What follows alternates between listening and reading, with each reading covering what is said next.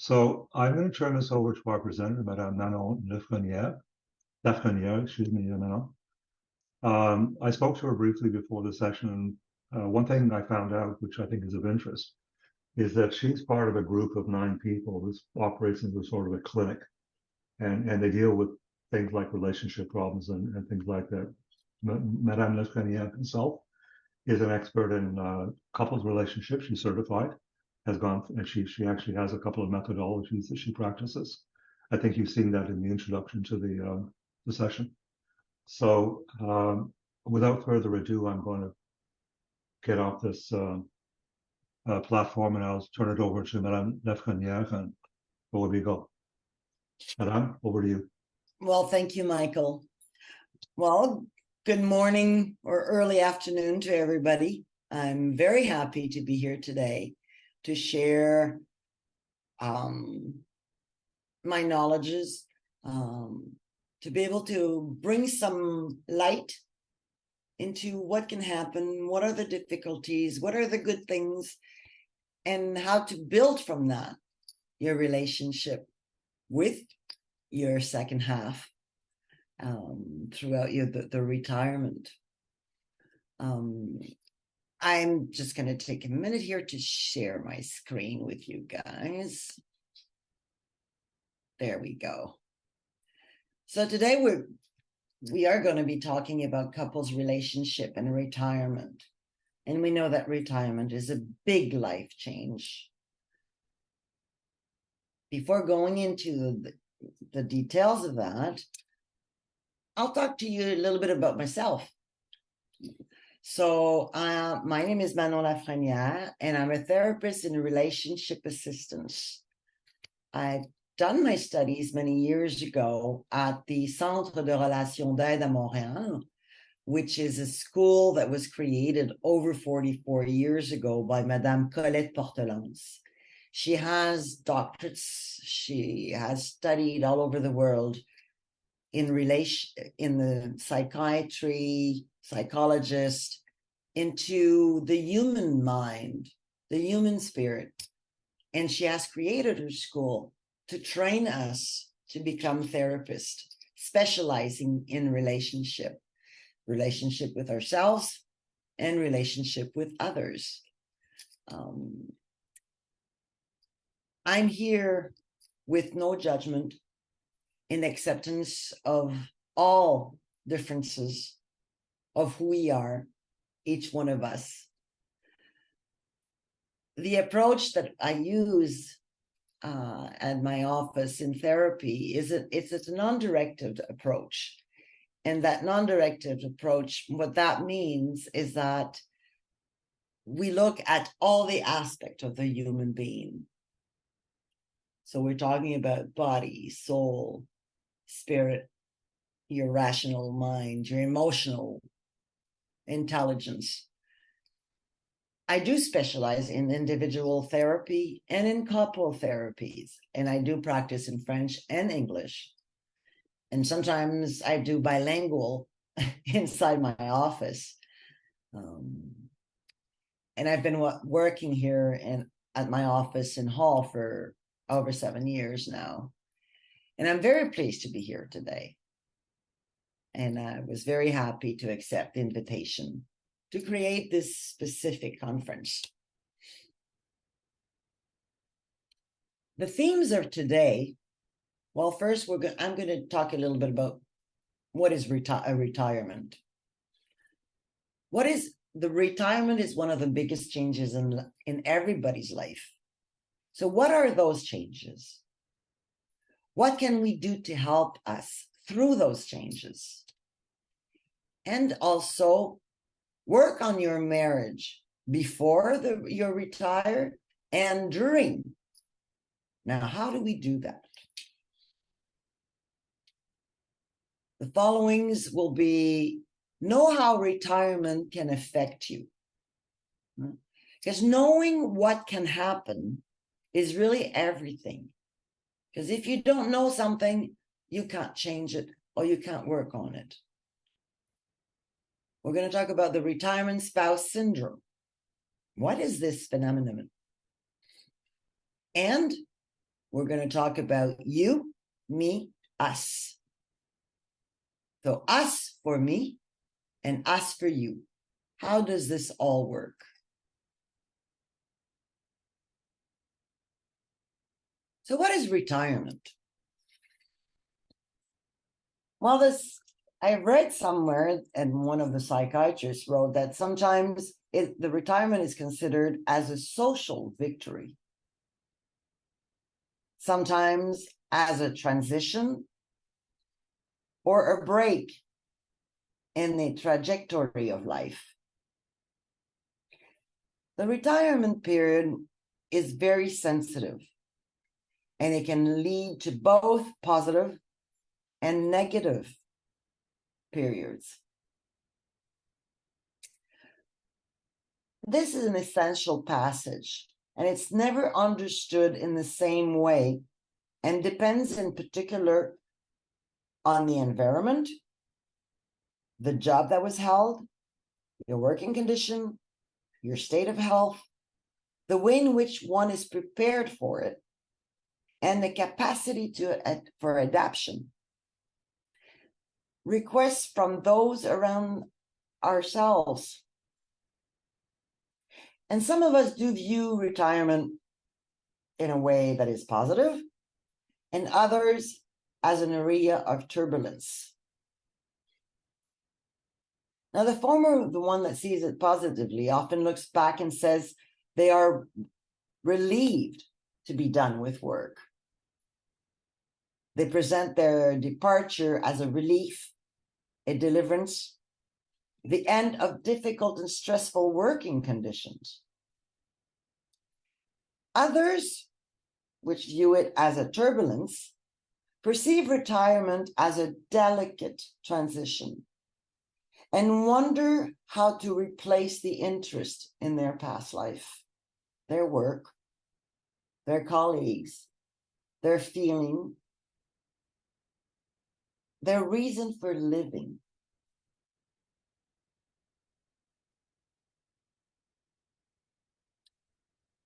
There's feelings of lost. Retirement sometimes leaves a feeling of emptiness, a feeling of loss of identity, loss of bearings, and loss of interest. Also, retirement can be accompanied by loss of self-confidence, an abandonment of one's personal aspirations, loss of projects, feeling of free time with another, and everything is not the thing about what we thought it would be. So what are the effects of retirement? Well, we know that the transition brings many ups and downs. There's change of income, health, and reduction of opportunity and the cost of time. And these all have an influence on your state of mind. But above all, don't let fear stop you. And it's normal to have fear. And don't think it's too late or too early to do anything about it. Trust yourself while you're keeping both feet on the ground. And if you need help, know that you're not alone. And I will be able to give you some hints of where you can get help and how you can get help.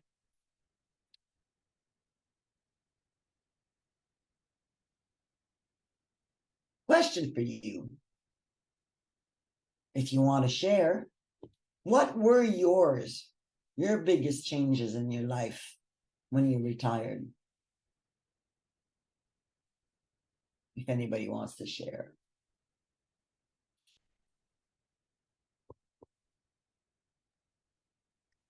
Hi, I can share.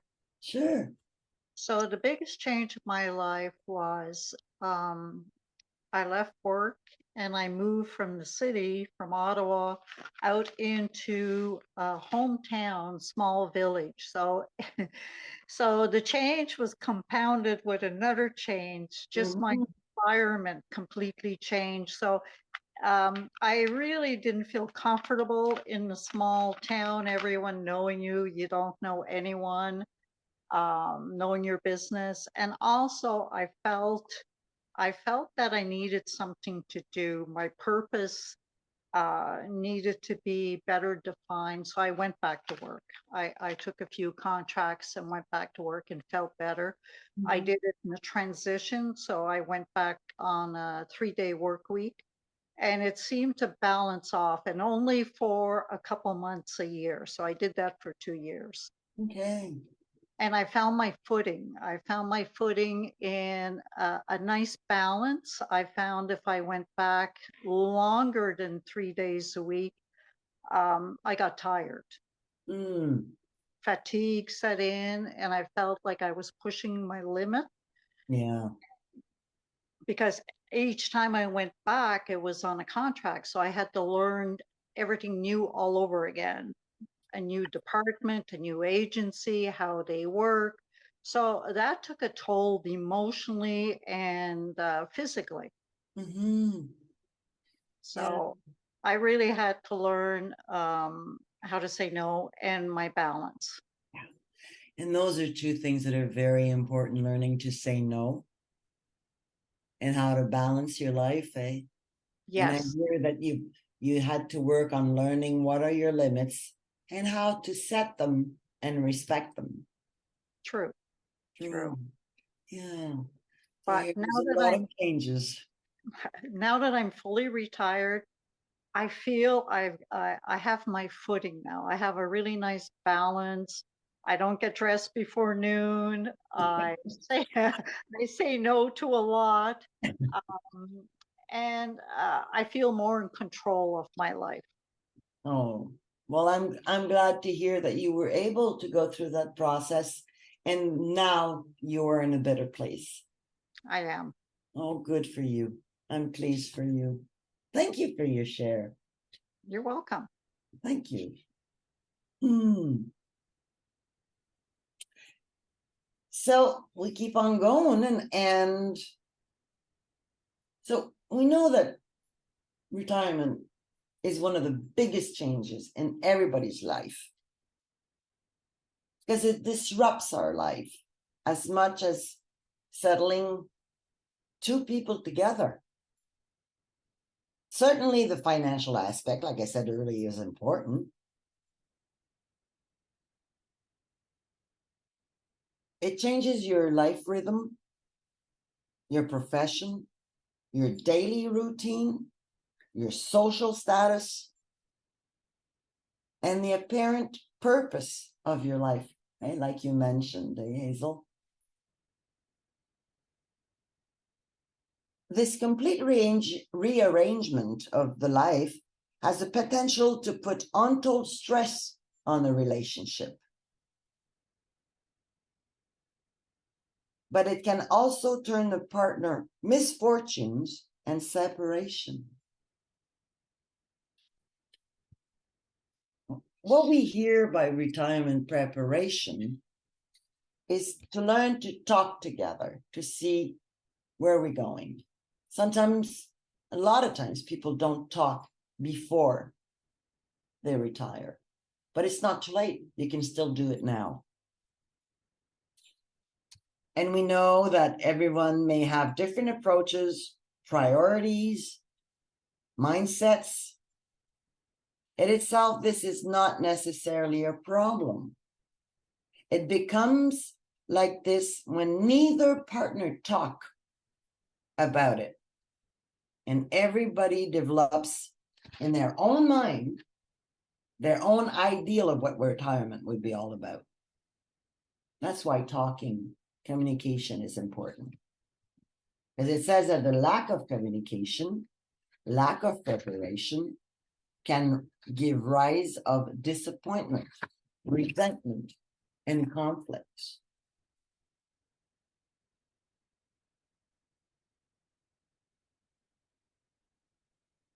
here I have a few questions for you guys. Now, if you want to take notes, write those questions down to think about it.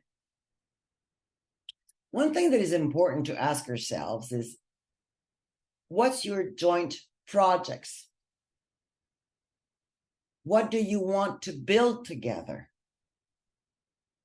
Because the projects has the advantage of encouraging investment and deepening the relationship. It nourishes interest and motivation and makes the couple lively and creative. Because the project is extraordinary, because it leads us to bring something new into our lives, to create changes, to sparkle our days with a little bit of fantasy. And that's good. And it keeps us out of boredom, routines, and petition, which kills love and interest. And how can you find a way to evolve in your relationship? Well, do set goals. List your interests. Establish clear and precise steps. Because it's all good to start making a list of your interests, about your goals. But if you don't start writing down the step by step to achieve it, it'll never stay.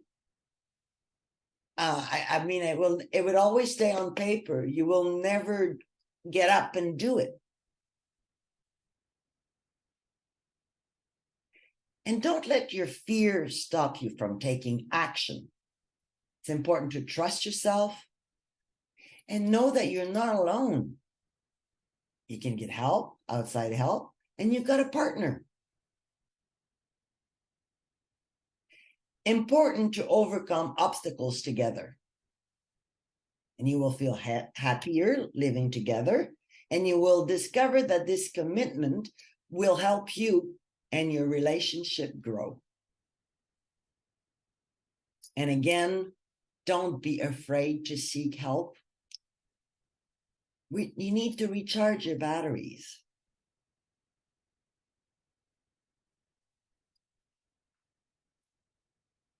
To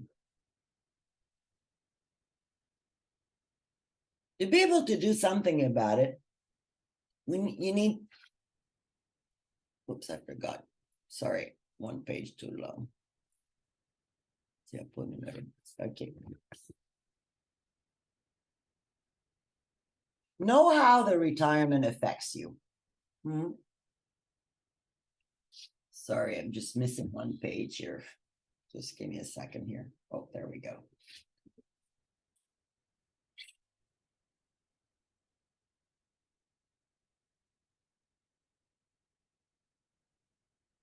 Sorry about this. We'll stay there for a second. Now, what are the effects?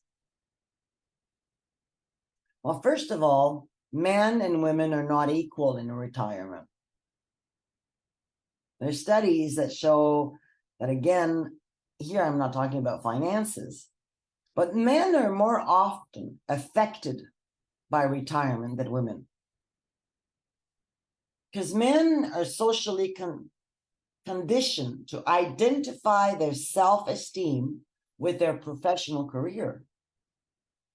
And women tend to assume and identify many roles throughout their lives.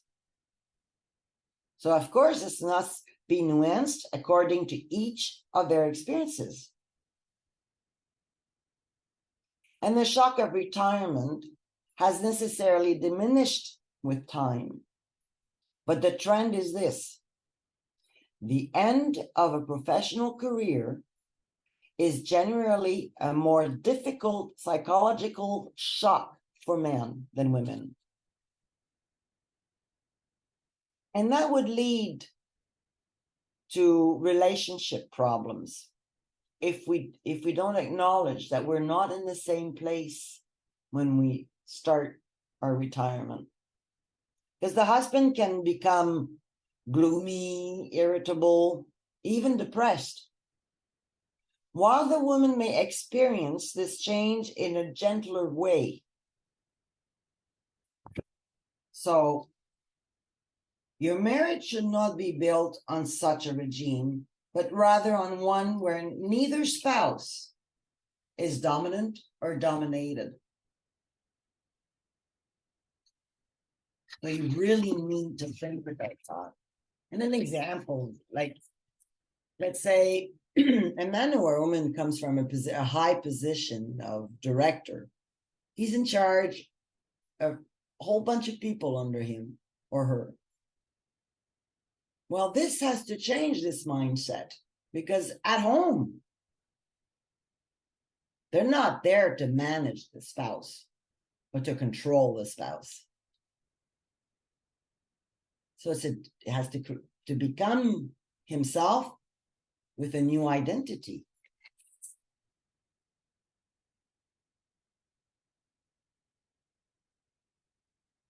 And just, there we go. So what is the retirement spouse syndrome? This is a phenomenon that has been studied for many, many years. And what it says is that the retired spouse may feel out of step with the daily life or the active spouse, who is subject to professionally constraints and demands. This situation can lead to communication difficulties and conflicts. It is a phenomenon, sorry if I don't pronounce it right, a French accent. So this phenomenon that researchers therefore call retired spouse syndrome.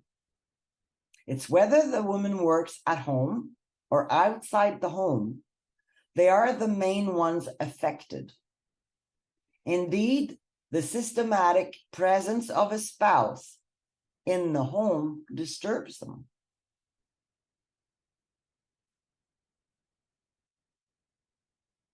And that being said, is that the retirement is an important time for transition. Even if it is expected, it can be destabilizing. Finding yourself with yourself or your partner in a shared space, well, it's kind of hard sometimes. And when I say that, what comes to my mind is I think about my mother when my father retired. My mother was at home. She was a home person taking care of the kids. My dad was a workaholic. And then when he took retirement, he was at home. He was always in her way, because no matter where she'd go in the house, he'd follow her. Trying to see, okay, what are you doing? My mom would go nuts. I'd drive her nuts to see that. But they were able to talk about it and learn to share the space. I think about her kitchen. I say her kitchen because she always said it was her kitchen. Dad wasn't allowed, or he didn't have time to go in the kitchen. But now that he's retired, he wants to learn to cook. He wants to do stuff. So my mom had to adapt, to accept, to share her kitchen, so it would become their kitchen.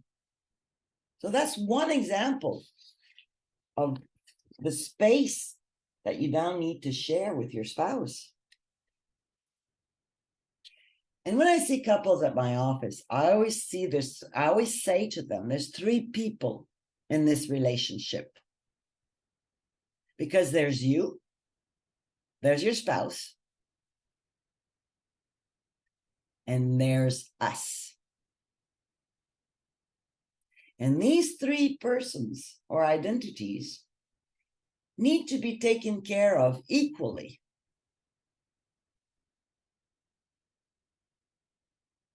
And we're not used to that. So those are big changes.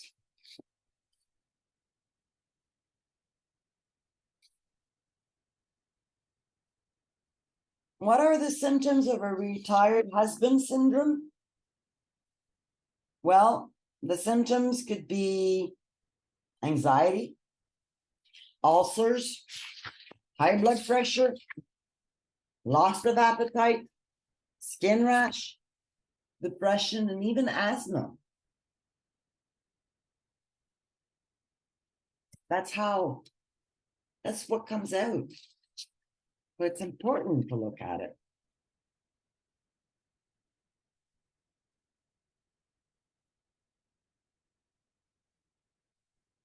And what do we need to work on, either before or during the retirement as a couple?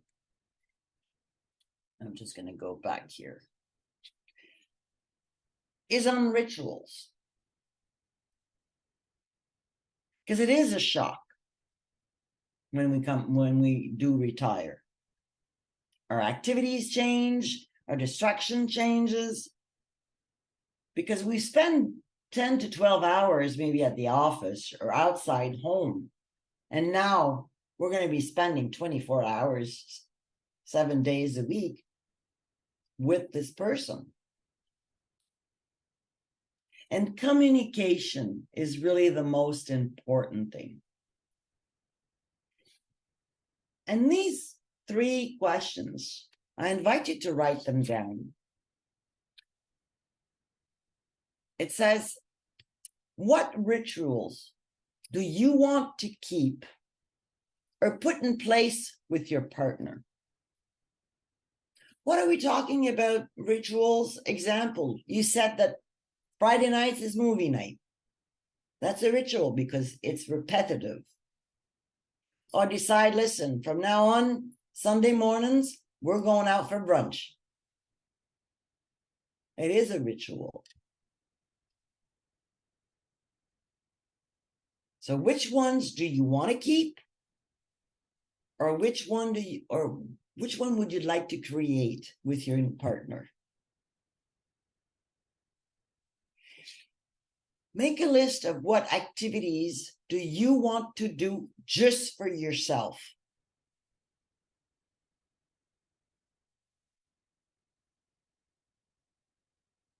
And what are the tasks that weighs you down? Example, dusting, cleaning, laundry, picking up behind the other person constantly, weighs you down. In the winter, taking care of the snow, shoveling, repairs in the house. And once you've answered those questions or made those lists separately, come together and talk about your answers. Share your answers. And this will start a communication time, a discussion, and you'll learn more about your spouse.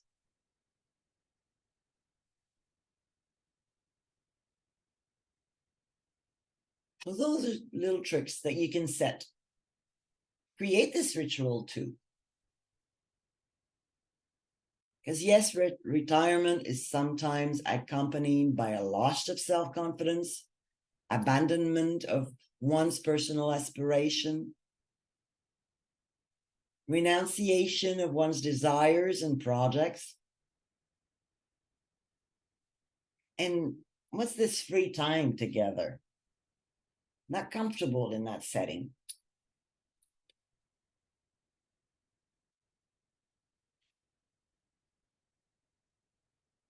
And there's a psychologist named Michel Maestre. He's a psychologist and therapist, and he underlines the structuring aspect that habits have in the couple. So I'm just going to read what he wrote. He says, rituals allow each member of the couple to either reinforce the founding myth or to attract it.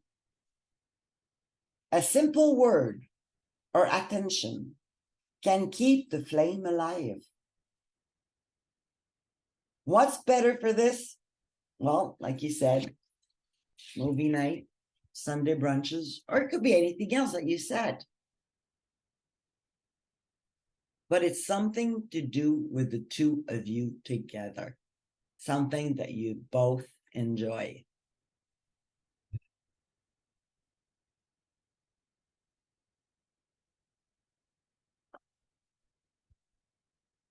What's important too is to nourish your mental health, because you're taking care of yourself physically, but you got to learn to take care of your mental health. And you can do through reading books, you can go therapy, couples therapy, or just going for a walk in the nature. If you like the water, sit by the water and meditations. There's so many things, but you need to take care of it. And you need to communicate.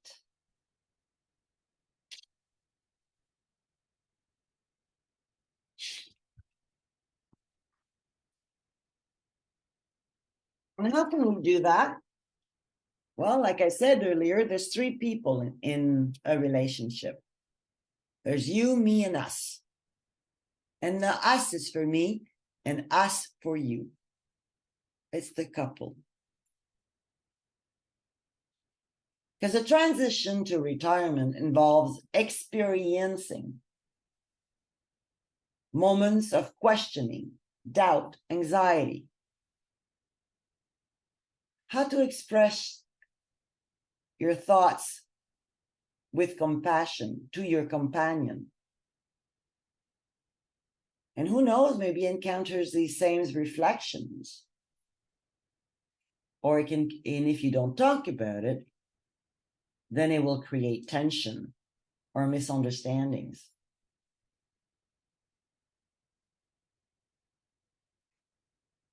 And life is, as a couple, is a bit like the life of an ecosystem. Because if you modify one element in the ecosystem, it would unbalance everything.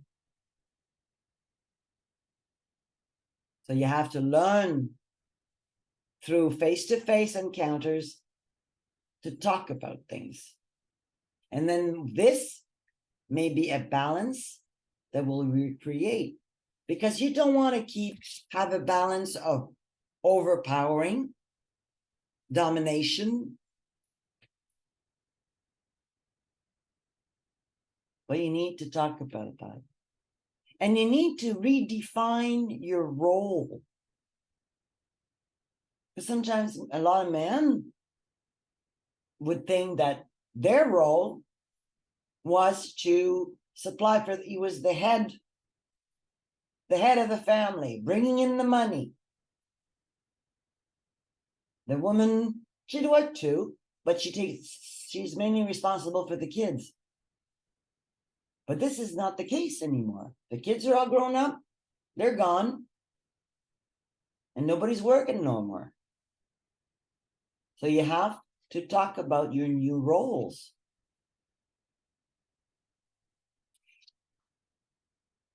And a relationship is successful when both partners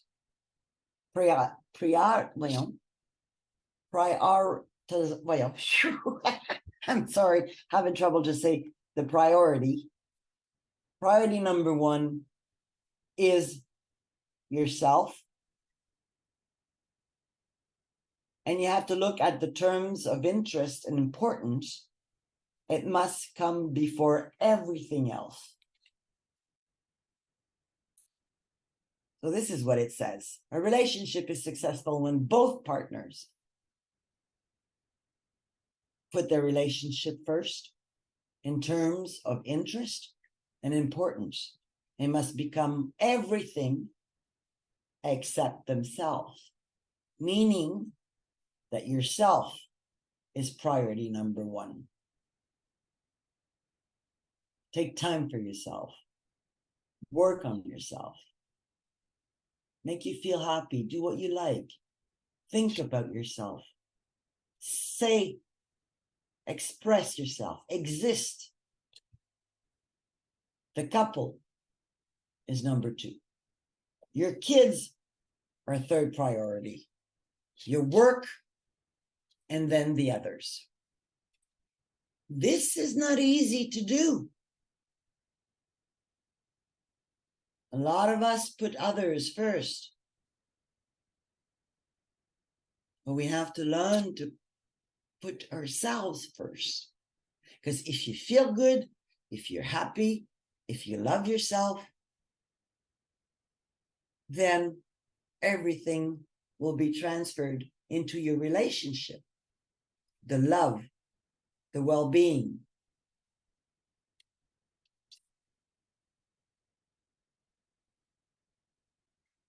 And one thing that I want to say is that we must understand that this importance that everyone must give to themselves consists of love and respect.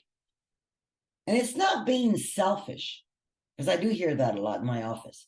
Oh, but if I put myself first, I'm being selfish. No. You're not ignoring the other one. Because it's time to give you your own importance. You need to take care of your body, your heart, nourish your head, nourish your spirit, your soul. Take time to relax, walk, do some exercises, go therapy, part-time studies, go to conferences, seminars, meditate. Those are things that are good for you.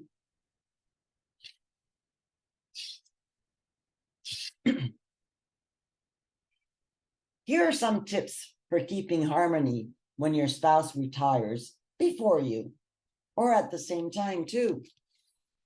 There's 7 really important. First, talk about your expectations.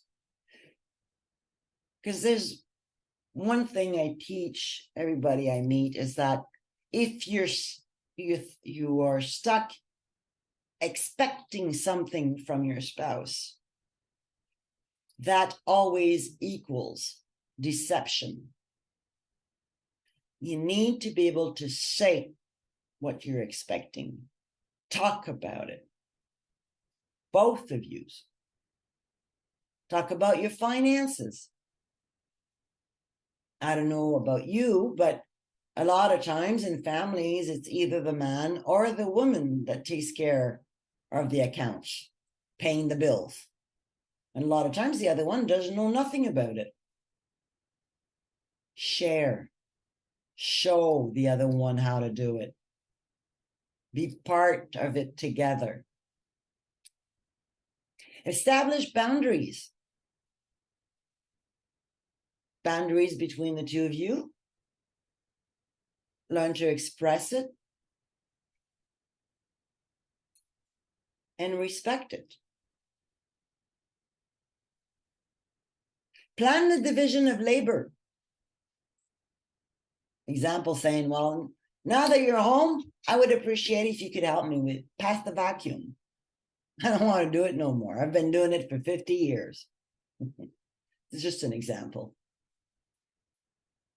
And be prepared for changes. Like open your mind. Don't stay in a tunnel vision saying that no changes. It's scary changes, but it's good.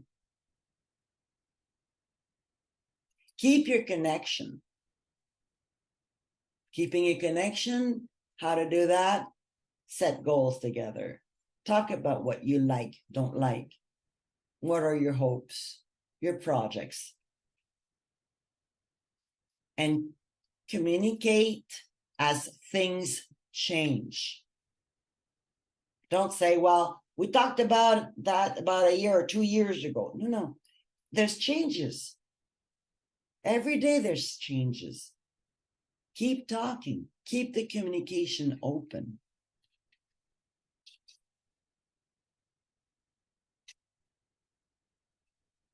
Maintain your independence. That's important too. That's giving yourself a position of priority.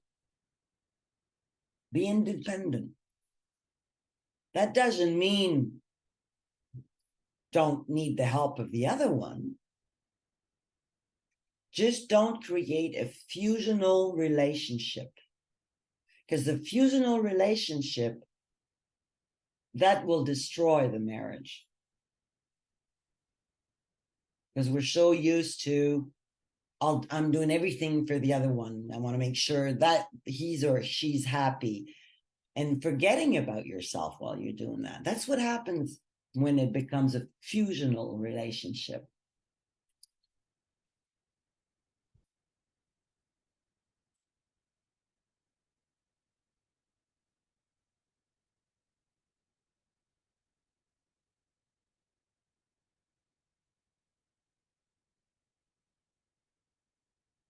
And like I said earlier, you're not alone.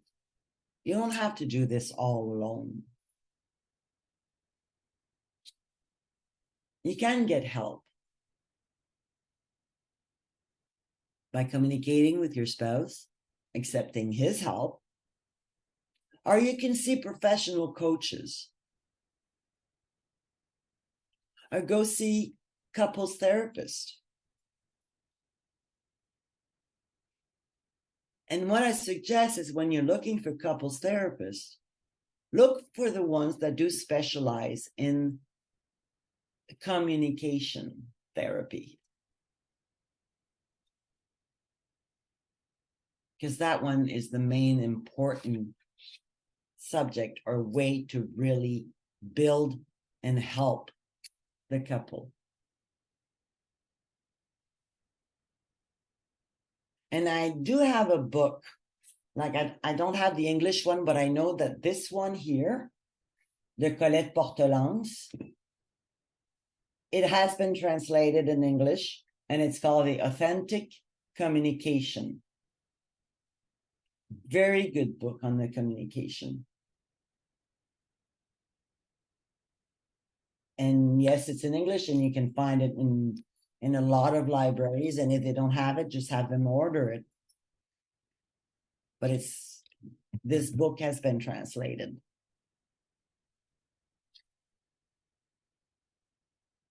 No? Or any. Okay, so if there are no more questions, Madame Lafrenière, we can wrap this up. So this has been most interesting, and thank you so much. Thank you so much. You're welcome. I'm very happy to be here. And So- thank you for welcoming me so well. We try.